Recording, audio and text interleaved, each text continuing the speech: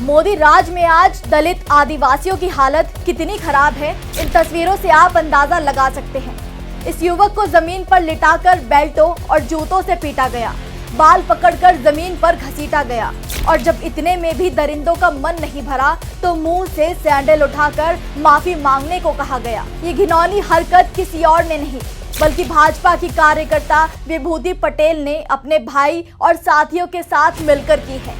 दरअसल गुजरात के मोरबी में 21 साल के इस दलित युवक को 2 अक्टूबर को रानीबा टाइल्स इंडस्ट्रीज नाम की एक कंपनी में वर्कर के रूप में रखा गया था, लेकिन 18 अक्टूबर को ही अचानक से इस युवक को नौकरी से निकाल दिया गया।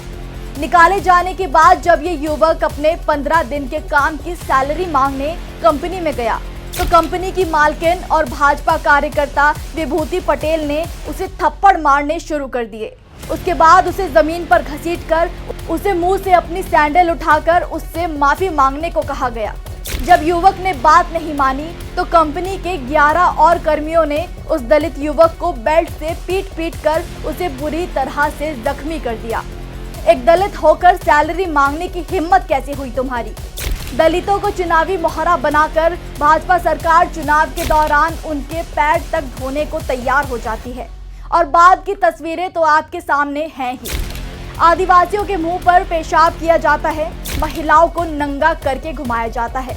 अब भी वक्त है हालात को बदलने का और अगर अब आपने इनके खिलाफ एक सही फैसला नहीं लिया तो ये अत्याचार फिर कभी नहीं रुकेगा।